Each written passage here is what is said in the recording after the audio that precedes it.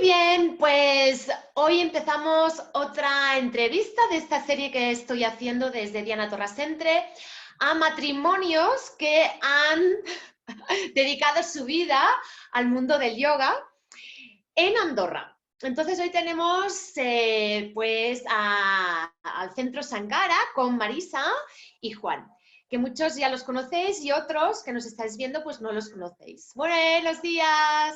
Buenos días, ¿qué tal? ¿Qué tal? Un día de sol en Andorra. Día estupendo. Y encantados de estar contigo. Sí, de sobre nuevo. todo encantados de estar contigo, Diana.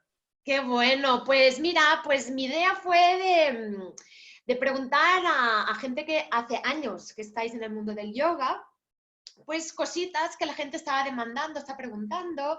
Pues se tiene que meditar con mantras, se puede meditar con silencio, qué tipos de yoga hay. Y entonces pensé, pues mira, como conozco a tres matrimonios en el mundo del yoga aquí en Andorra, un poquito que se han dedicado a distintos tipos del yoga, pues pensé, les voy a preguntar a ellos mismos pues su experiencia, qué tipos de yoga practican, y entonces por eso, pues bueno, pues ahí estamos. Y quería empezar pues preguntando un poquito, pues no sé, Marisa, ¿cómo entraste en el mundo del yoga y qué yoga empezaste en tu primer momento? Bueno, yo entré en el mundo del yoga que para mí era impensable, sinceramente. Yo era más de movimiento, de aerobics en esa época, hace más de 30 años. Y cuando estaba estudiando medicina tradicional china, uno de mis compañeros, que desde los 14 años estaba practicando yoga, profesor de yoga, su maestro había sido el Antonio Blay Foncuberta, gran maestro. Entonces, bueno, era compañero mío de medicina china y empezaba a dar un curso de profesores de yoga. Y me dijo, tú deberías de hacer este curso porque te comes el coco y encima muy mal. Bueno, yo le dije, bueno, ¿y tú qué sabes? Si me como el coco, no me lo como, tú qué sabrás, no sé qué. Total que puse un poco, ¿no?, de distancia. Pero una compañera mía también de medicina china me dijo, pues vamos, y si no nos gusta, pues no volvemos y ya está. Que no, que se ha creído el que sabe, que no sé qué, porque yo en esa época era, ahora estoy más tranquilita, bueno, de algo ha servido, ¿no? También, pero que no voy, bueno, vamos, y si no, pues mira, nos pasamos el fin de semana y ya, bueno, ya veremos. Total que fuimos, pero yo con mucha resistencia, tengo que decirlo, muchísima resistencia. Y al principio yo pensaba, ¿qué hago aquí? ¿Quién me ha mandado venir aquí? Porque no entendía nada, nada. Y por eso ahora, hoy en día, entiendo mucho a las personas que empiezan a practicar yoga y no entienden bien qué hacen allí. Lo entiendo porque a mí me pasó. El tema es que cuando finalizó ese fin de semana, yo me fui, se fue una Marisa y volvió otra. Y hasta el día de hoy, que han pasado pues unos 32 años aproximadamente. Sí, Wow. ya que fue un vuelco en mi vida porque, bueno, allí conocí a mi profesor de yoga, a raíz de otro compañero conocí a mi maestro de meditación. Digamos que los cursos de medicina tradicional china fueron el centro, el foco en donde empecé a encontrar toda la gente con la que me ha cambiado totalmente la vida. Así fue. Qué interesante. Y Juan, ¿tú también te pasó, qué fue, más tarde, tu entrada al mundo del yoga? Sí, yo fui un poquito más tarde. Bueno, la verdad es que Marisa fue una de las pioneras en Andorra, ¿no? Cuento un poquito el motivo, ¿no? Marisa hacía clases de yoga cuando hizo el curso en Gerona, lo introdujo aquí en Andorra y claro, el Comú de Escaldes se interesó un poquito por el mundo del yoga también y empezó a preguntar a gente y la gente le decía, yo voy a echar a la Marisa.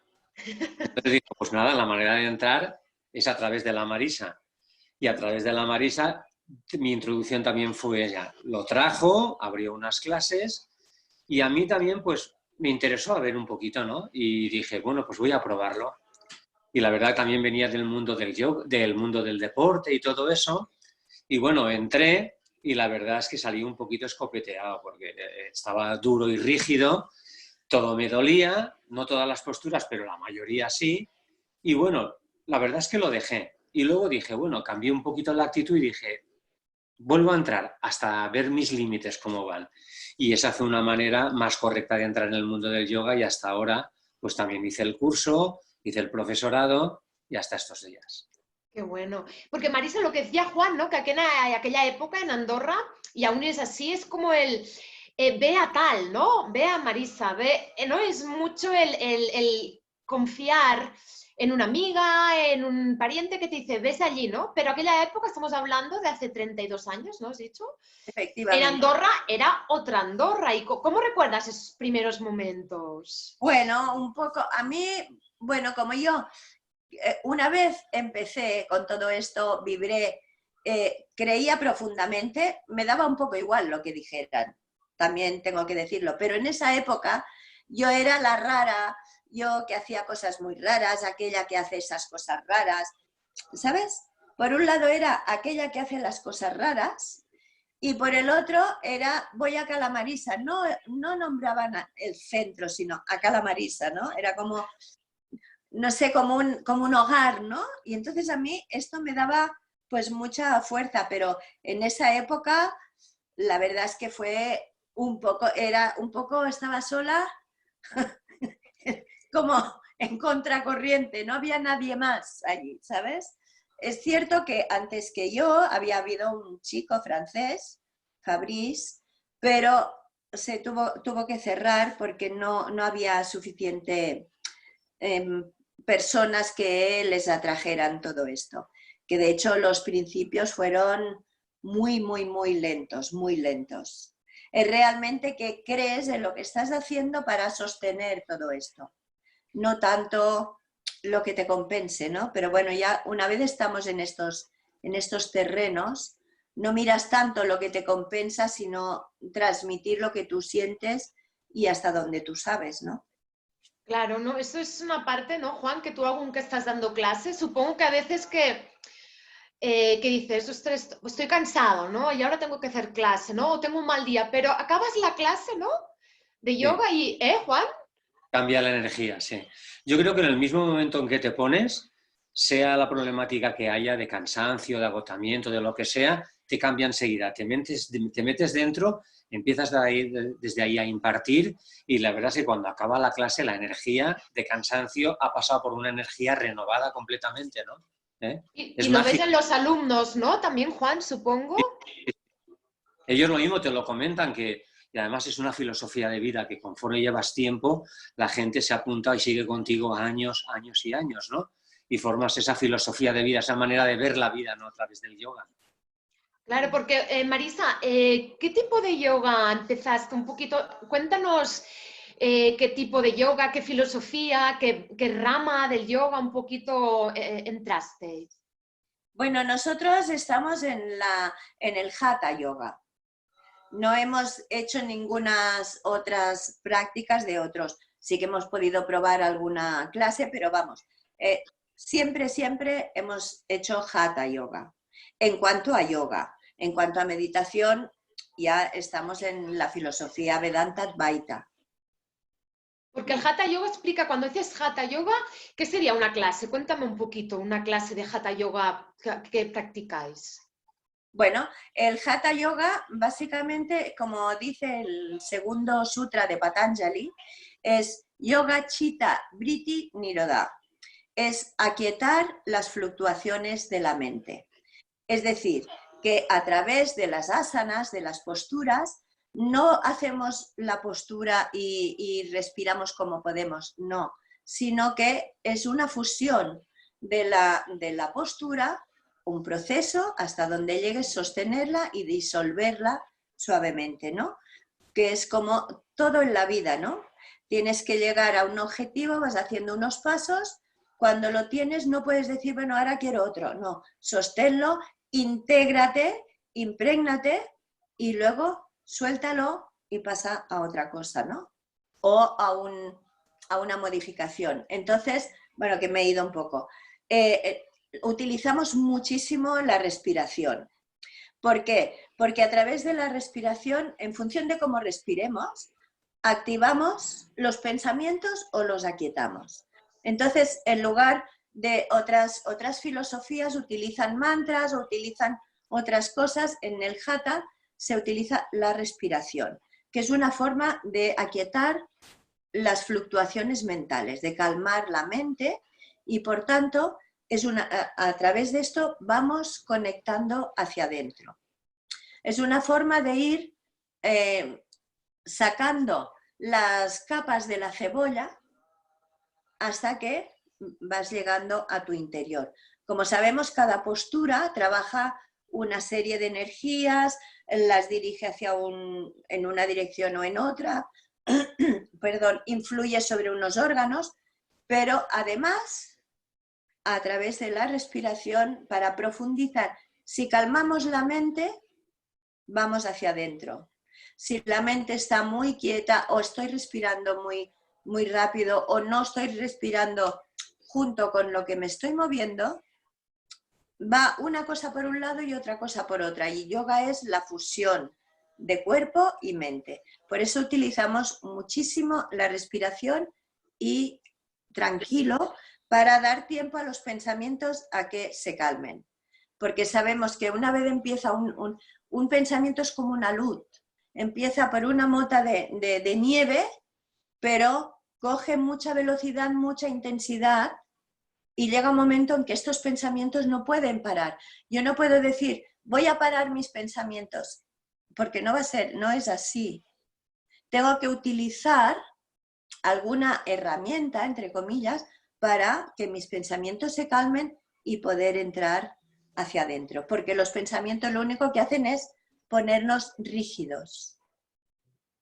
Entramos en unas conversaciones mentales en las que al final lo que vemos no tiene nada que ver con la realidad. Entonces nos ponemos unos limitantes que si tengo limitantes no puedo ir hacia adentro. Por lo tanto, tengo que calmar los pensamientos y podré ir a reconocerme. Estaba pensando en esto de que estás en una asana, a veces te quedas unos segundos, ¿no? Y tú, Juan, por ejemplo, que me has dicho que venías del mundo del deporte, claro, entras en una clase y esa quietud y ese parar, ¿cómo lo viviste tú? Sí, es que es una visión completamente diferente, ¿no?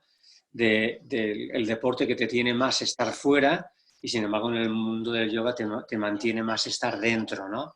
Entonces, como bien dice Marisa, los asanas que haces, los mantienes y los deshaces. O sea, que a veces en el día a día, cuando uno hace según qué funciona en la vida, también está practicando yoga sin practicar yoga, ¿no? Dijéramos, ¿no? Lleva la finalidad del yoga al día a día, al mundo cotidiano, ¿no?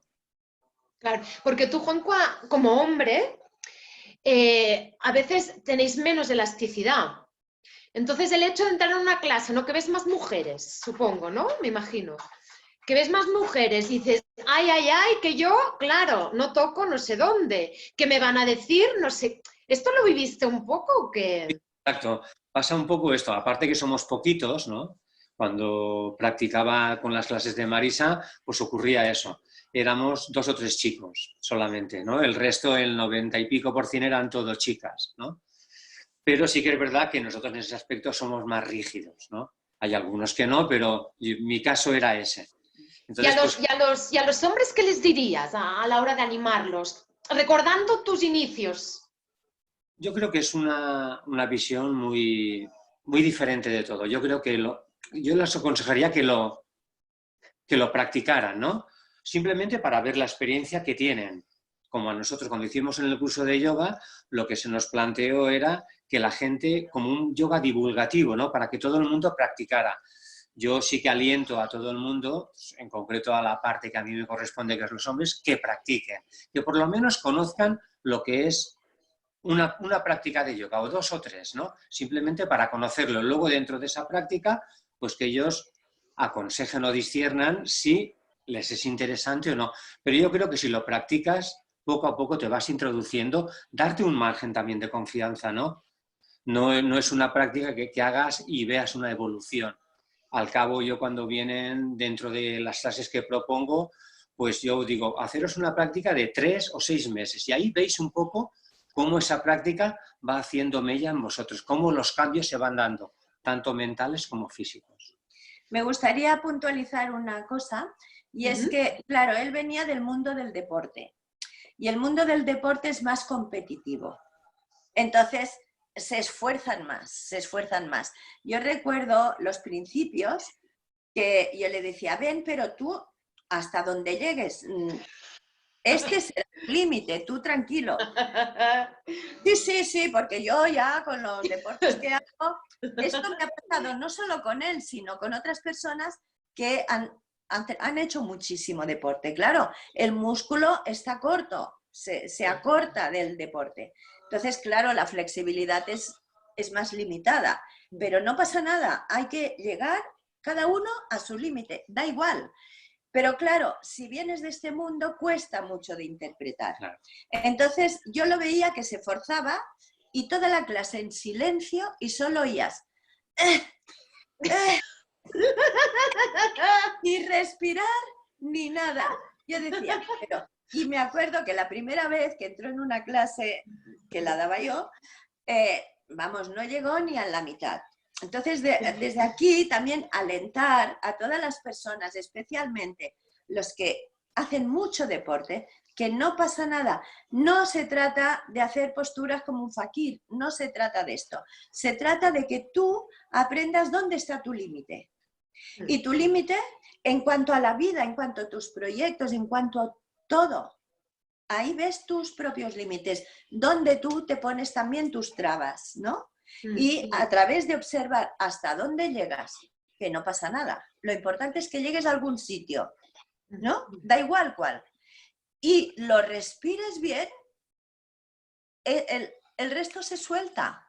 A partir de ahí ya el cuerpo hace clac, se disuelven muchas tensiones. Con lo cual aliento a que no se colapsen el primer día ni el tercero, sino que, como dice Juan, darte un margen. Claro.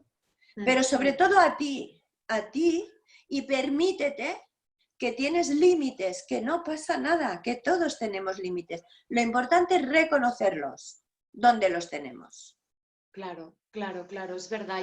Y es verdad que, claro, os encontráis, supongo, con distintos tipos de alumnos, ¿no? Hay a lo mejor el alumno que ya ha nacido un yogi, ¿no? Que ya lo ves, que ya te entrará, te pone las piernas cruzadas ahí y medita, y otros que no tienen nada de elasticidad, y otros que son los atléticos, esportistas, ¿no? Y todos en una misma clase, ¿no, Juan? A veces ahí todos... Entonces tú como profesor dices, ¡hola! Sí. ¡Hola! La verdad es que con el tiempo ves eso que lo que tú dices que ocurre, ¿no? Que hay gente muy atlética y hay gente que descubre un mundo que lo tenía desconocido y entra, pero vamos, sin darse cuenta, diciendo, esto es lo mío, ¿no? Hay pocos, pero es verdad que ocurre, ¿no? Que hay gente que entra y descubre esa filosofía del yoga y esa práctica y dicen, oye, que no había descubierto nada y me identifico completamente con ello. Y los otros, pues vamos poco a poco, pero hay gente que entra de una manera aplastante, ¿no? Que dices, esto es lo mío, esto es lo que yo buscaba, sin darte cuenta que lo ibas buscando, ¿no? Pero te aparece y te identificas con ellos, ¿eh? Sí, están las dos vertientes, ¿no? El que de inmediato se integra y siente, o pues bueno, cada uno tiene un ritmo, por eso decía antes lo de los límites, da igual, ¿no? Y luego también comentar una cosa que a mí me parece muy importante, ¿no? Que esto se ve más, por ejemplo, en meditación, ¿no? Pero en yoga también. Que no, porque hacer una postura impecable no significa que esté correcta, que estés integrado en la postura. No pasa nada. No te fijes en el de al lado. No te fijes. Fíjate en lo que tú sientes, cómo vibras lo que estás haciendo. Y cada uno llega hasta donde puede, no pasa nada. Pero aquí recuerdo yo una anécdota que nos comenta mucho nuestro maestro de meditación, de sus inicios en meditación, que le dolían tantísimo las rodillas, ¿no? Que eran un grupo de chicos jóvenes, porque él empezó muy joven también, un grupo de chicos jóvenes, y claro, cuando su maestro les decía, bueno, ya os podéis levantar, él veía, dice, yo levantaba así un poco el rabillo del ojo y veía que todos se levantaban. Y yo no me podía levantar del dolor que tenía en las ingles y en las rodillas. Y hasta que llegó un momento y él pensaba que los otros eran los que lo hacían bien. Y los otros pensaban que era él quien lo hacía bien porque él continuaba allí clavado. Entonces, bueno, pasó un tiempo y cuando ya tuvo más confianza con sus compañeros le dijeron, tú sí que meditas bien porque nos levantamos y estás allí. Dice, no, yo no me muevo porque me duele todo tanto que no me puedo ni levantar. ¿Ves? Y entonces, la apariencia no tiene nada que ver. Y no importa lo que haga el otro, lo que te importa es lo que hagas tú. Sí. Ya está. Porque esto que me decías en meditar, me escribió un comentario una persona, ¿no? Y me decía, es que yo me voy a la montaña, me siento y entro en una meditación tan profunda que me conecto con la energía de los árboles. Entonces claro, entonces hablo con mis compañeros y aparte de que no entienden nada, me hablan de yoga y de posturas y para mí no necesito hacer posturas para conectarme con esa energía. Entonces, un poquito, explica esa meditación más como con silencios, ¿qué es meditar para vosotros? No sé, Marisa, por ejemplo, ¿no? Para la meditación Vedanta Advaita es la más antigua de todas. Ella no tiene un soporte como los mantras, como los mudras, no. Es directamente focalizar tanto la atención, que significa, yo siempre lo recalco mucho, atención significa sin tensión.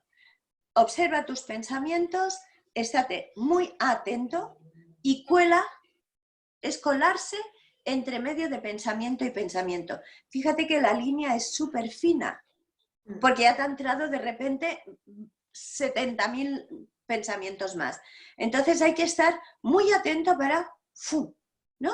Para estar, digamos que estar en el presente. Lo que definiría más este tipo de meditación es, por ejemplo, cuando tú estás esperando a alguien que quieres mucho, que hace mucho tiempo que no lo ves, ¿no? O la primera vez que estuviste enamorado. Esto, que separa todo, esto es un estado de presente y también es una meditación, es una forma de meditar.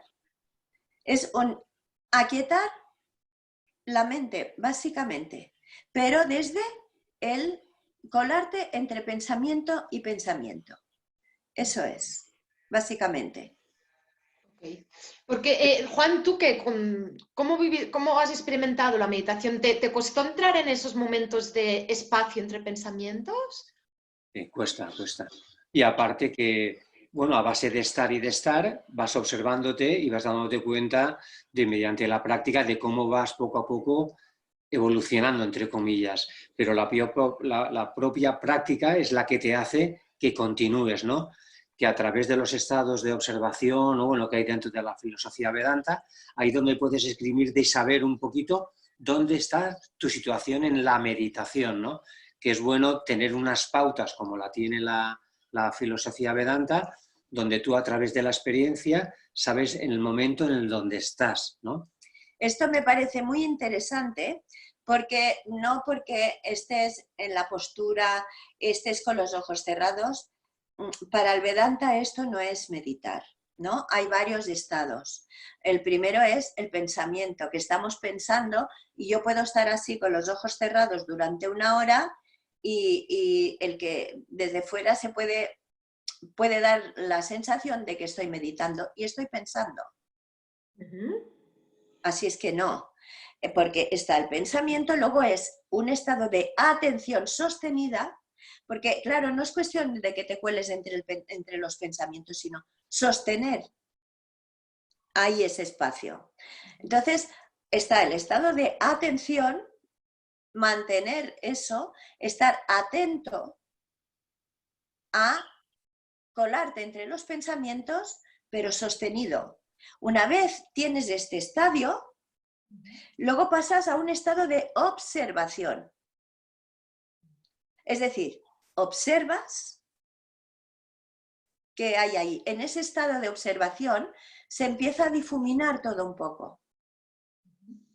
Digamos que en el estado de observación es para la filosofía Vedanta, digamos que es la parte donde empieza a disolverse el ego, de que ya empiezas a no ser tú quien meditas, sino que es la información que te empieza a llegar. Y después de este estado de observación viene la concentración, donde tú te fundes con todo. Y luego ya es una meditación. Pero fíjate si hay estados. Y aquí también me gusta mucho aclararlo, ¿no? Desde la perspectiva que conocemos nosotros, de hecho, ¿vale? Siempre esto. Pero yo me he encontrado a lo largo de todos estos años, y hablo por mi experiencia propia, de mucha gente que, bueno, que ven y sienten y no sé qué, y son sus propios pensamientos que les hacen ver, que les hacen sentir. Porque nadie les ha enseñado o les ha sabido reconducir o acompañar en estos procesos, ¿no? Y esto sí me da como una sensación de, ostras, es que, claro, si no se lo explican, pues no sabe. Y luego hay un caos mental que te haces unas películas impresionantes. Por eso es importante, ¿no? A lo mejor, Juan, lo que hablábamos a veces, ¿no? Tener como un maestro de referencia, ¿no? Totalmente. Imprescindible, sí, porque él sabe, ha descubierto y ha tenido la experiencia de ello y es el que sabe por dónde el camino que tú tienes que llevar. Es imprescindible tener un maestro detrás para que sepa el momento en el que tú estás y saber ubicarte siempre. Sí, es imprescindible, sí. Sí, es importantísimo. Y a veces te da pautas como ejemplos para saber tú cómo tienes que tener la actitud correcta para estar en la meditación o el proceso o la práctica meditativa. En muchos ejemplos, a mí uno me causó mucha impresión porque hablamos de esa atención sin esfuerzo, sin tensión. Entonces él nos puso un ejemplo como una persona pequeña, 3, 4 años, va a cruzar un paso cebra, tú le das la mano y ella se entrega a ti sin tener que mirar nada, simplemente se entrega a la experiencia entregándose totalmente a ella.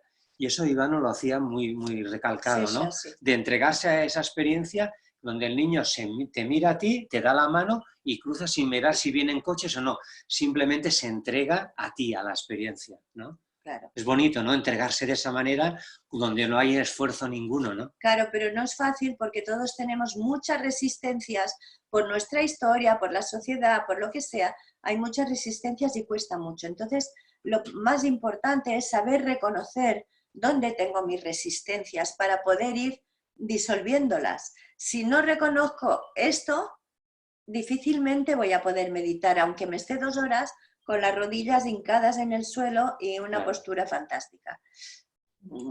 Eso que comentabas tú, de que hay gente que va a la montaña o el chico este, ¿no? Y se conectaba, pues a lo mejor tiene esa vía más conectada Sí. y se entrega de esa manera a la experiencia de estar en un sitio relajado y tranquilo, ¡pa! Y conectas, ¿eh? Y luego también me gustaría comentar que, claro, hablamos de nuestro maestro, ¿no? Pero me gustaría también puntualizar esto. Él es nuestro maestro de meditación porque él ha pasado por todos estos estadios desde muy joven. Y entonces él puede saber perfectamente en qué momento estás tú cuando tienes una experiencia. Por tanto, un maestro tiene que haber pasado todos estos procesos. Pero a la vez también tenemos otros maestros en el día a día.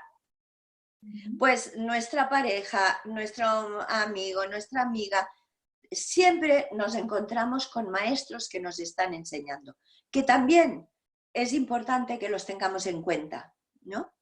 Claro. Y el yoga, bueno, al menos yo lo que me ha aportado también es poder reconocerlos, porque te da como distintas maneras de ver la vida que antes no veías. Podía aparecer una persona a tu lado, se iba y tú, bueno. Pero el yoga te da esas gafas, ¿no? Para ver ese mensaje de esa persona, ¿no?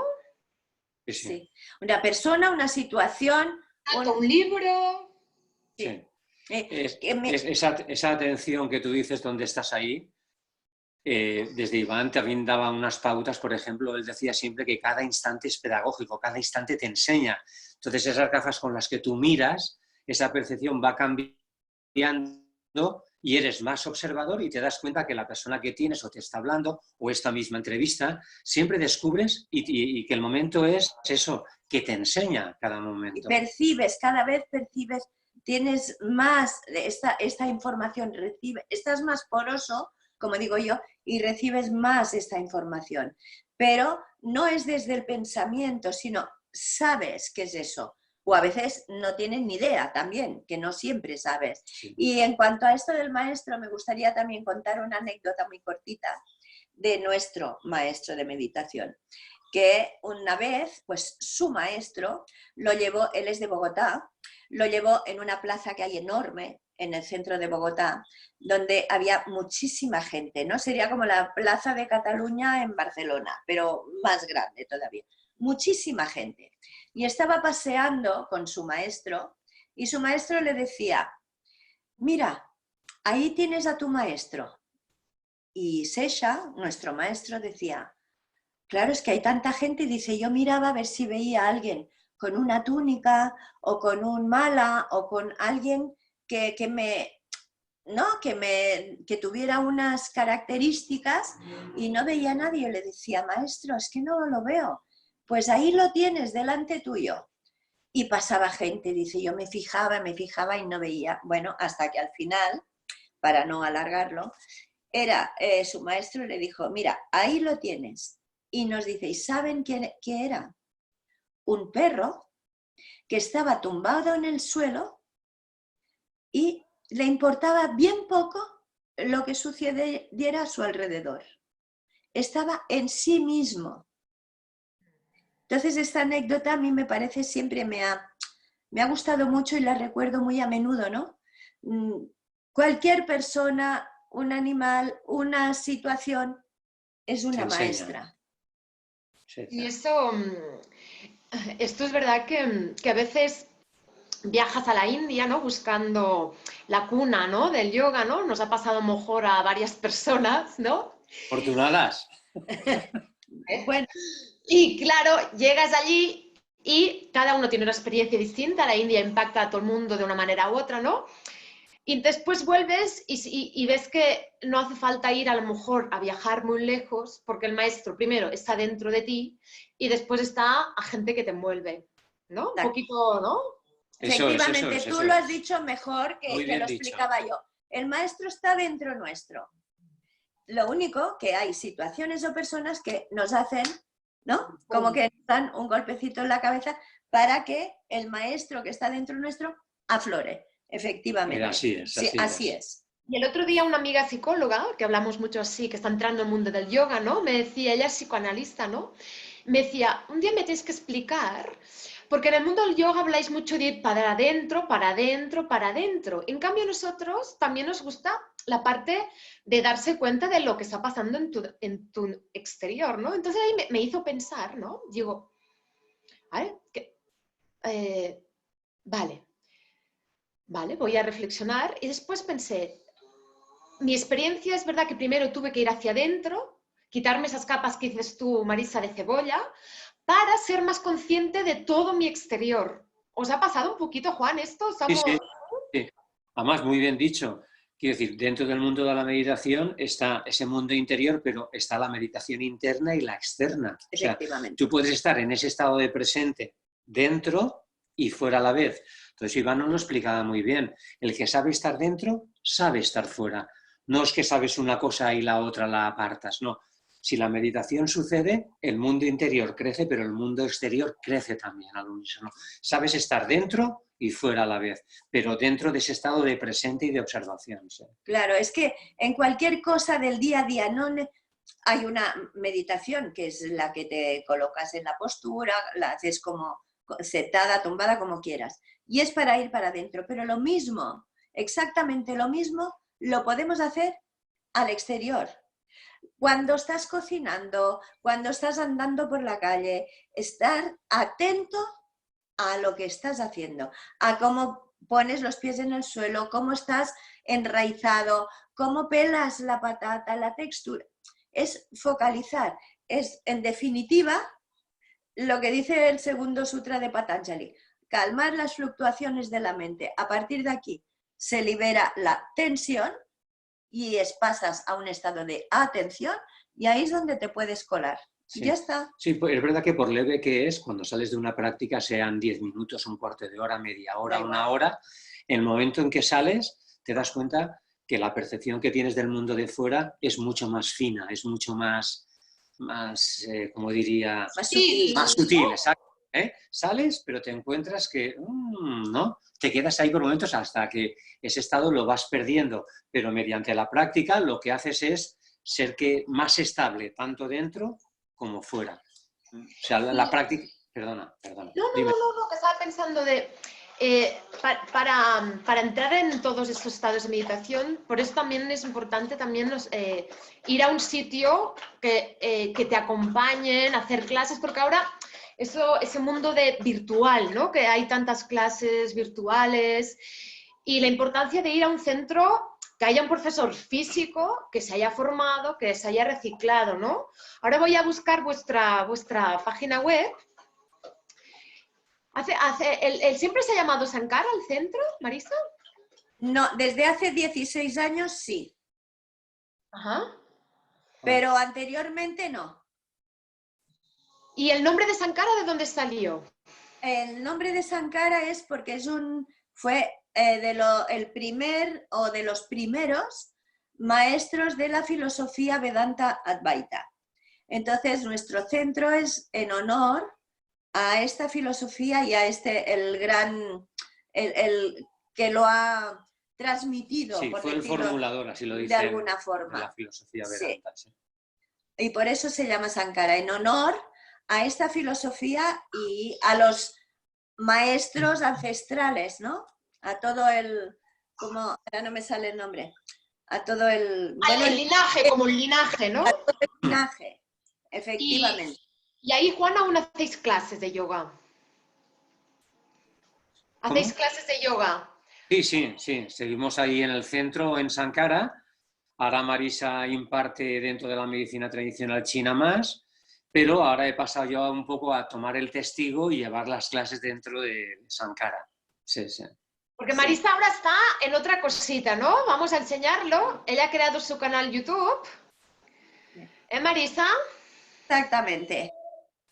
Sí. ¿Y ahí qué es un poquito tu motivación? Bueno, pues habían unas personas, clientes o pacientes, llámalo como quieras, que me decían, claro, ¿y por qué? ¿Por qué no nos haces unos pequeños vídeos? Porque es que les gustaba, a mí me apasiona tanto todo lo que es el ser humano, ¿no? Desde energéticamente, de cómo se mueve la energía, hasta el cuerpo físico. Me apasiona tanto que yo digo que siempre que soy una investigadora del cuerpo humano, ¿no? Me encanta indagar ahí y a ver cómo fluye todo, cómo se unen unos elementos con otros. Y me decían, ¿podrías hacer unos vídeos? Yo, la verdad es que soy más de contacto, soy más de presencia, de sentir, ¿no? Pero bueno, dados las circunstancias de los momentos que ahora es, si quieres transmitir, si quieres compartir con más gente, tiene que ser por esta vía. Entonces me animé y bueno, estoy haciendo pequeños vídeos, pero la idea es compartir con aquel que quiera entender un poco procesos de cómo funcionan dentro de nuestro organismo y nada más, básicamente esto, ¿no? Y que entiendan a veces por qué les suceden unas cosas, por qué nuestro cuerpo se manifiesta de una forma y no de otra, ¿no? Que entiendan un poco todo esto. Para mí esto me parece maravilloso. Claro. Entonces, ellos lo que tenéis que hacer es suscribirse al canal, ¿no? A clicar, a apretar, a seguirte y vas pues un poquito cada un mes, ¿no? Vas colgando. Cuelgo uno al mes. En nuestro Instagram, a partir de ahora, colgaremos un pequeñísimo vídeo con algo muy concreto, porque, claro, en YouTube lo que hago es explicar un tema para que se entienda por qué, cómo se unen los elementos por dentro de nuestro organismo, energéticamente, etc. Y luego siempre doy algún consejo, alguna recomendación de qué puedes hacer para el tema que hemos hablado. Siempre natural y siempre desde la salud integral. Pero en Instagram solo, pues bueno, una planta para qué sirve o un zumo si necesitas lo que sea. Esto es lo que colocaremos en Instagram, pero la información más completa en YouTube. Qué bueno, qué bueno. Y para finalizar, me gusta preguntar un poquito qué os ha aportado el yoga en vuestra vida. Ya es que es una pregunta muy compleja, podríamos estar horas, pero un poquito así como un resumen, como si alguien os lo preguntara de la calle, ¿no? Y os dijera, pues ¿por qué tengo que hacer yoga? A ver, Juan, ¿qué le dirías? Bueno, a mí me cambió la vida por completo el mundo del yoga.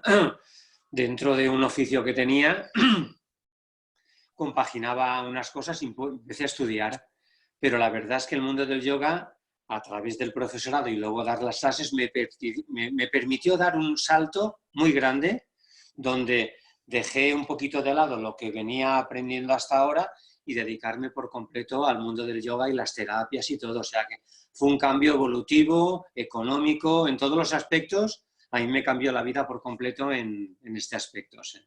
¿Marisa? Muy grata. A mí imagínate que soy una serpiente y le han sacado la piel ras. ¿Sabes? Así me siento yo, ¿no? Lo primero que tengo muchísimo todavía, pero lo primero fue romperme un poco el ego. Esto lo primero. Por estar, yo era más muy bruta, muy de impacto, que soy todavía porque es un poco mi esencia, pero desde otra perspectiva no tiene nada que ver. Y bueno, cambió también radicalmente toda mi vida. Y eso que yo tuve muchas resistencias, pero volvería 1000 veces más. Y también me gustaría decir que todo y esto, que lo que hacemos es practicar la filosofía Vedanta, pero hemos practicado otras filosofías, porque también queríamos conocer otro tipo de filosofías, que en definitiva todas, el punto de partida es el mismo y el final es el mismo. Lo único que cambia es la carretera por donde circulas, ¿no? Pero, bueno, he practicado sufí, hemos practicado con un maestro fantástico, Fauzi Scali, bueno, también budismo, hemos hecho retiros de silencio, hemos hecho varias filosofías. Y por lo que sea, con la que nos integramos, nos identificamos más, es con el Vedanta, pero esto no significa nada. Es simplemente que cada uno, con la filosofía que se identifique, ahí es donde tiene que practicar. Y yo lo que recomendaría, lo que invito a todo el mundo, a que por lo menos lo pruebe. Se lo experimente en sus propias carnes, no tanto a lo que le ha pasado a este o al otro, sino cómo me estoy sintiendo yo, y a partir de aquí cada uno decide. Y si la gente tiene dudas, os pueden comentar, enviar un email al Instagram. Totalmente. Sí. Enlazaremos en la entrevista, enlazaremos vuestra web, vuestro Instagram, vuestro YouTube y vuestro todo, porque ahora ya sois unos influencers. Pues no nos queda nada, que va. Pero es verdad que si podemos ayudar a alguien de alguna manera informativamente o lo que sea. Para mí lo bonito es compartir, ¿no? Compartir. Abrirte al mundo, porque en definitiva aquí todos aprendemos de todos. Claro. Con lo cual, lo bonito es esto, ¿no? Qué bueno, qué bueno. Pues qué bien, me alegro de haber hablado con vosotros. Y nosotros también.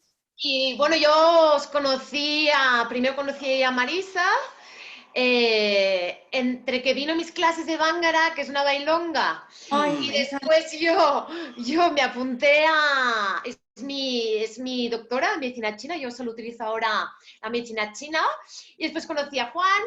El año pasado tuve el placer de hacer con Marisa un curso de yoga y medicina china, que también si estáis interesados podéis enviarle alguna pregunta, algún mail, y os agradezco mucho que hayáis estado aquí en esta entrevista y que gracias por estar en mi vida. Para nosotros un placer estar contigo. Sí, sí. Ha sido un regalo de la vida conocerte y estar andando este espacio de nuestro camino contigo. Me parece un regalo fantástico de la vida y nada, que muchísimas gracias por aportar tanto a tanta gente que tanto hace falta. Con lo cual te lo agradecemos de corazón, de verdad. La verdad es que dentro de todo este mundo eres una emprendedora, ahora que está el mundo de los emprendedores, con ese conocimiento y esa movilidad que tú tienes en conocer. Y el conocer te hace que seas una muy buena emprendedora. Bueno, estamos todos en el mismo equipo. Bueno, namaste, gracias. Namaste. Nos vemos pronto. Os envío abrazos virtuales. Igualmente, cariño. Hasta pronto, hasta pronto. Chao, chao. Chao.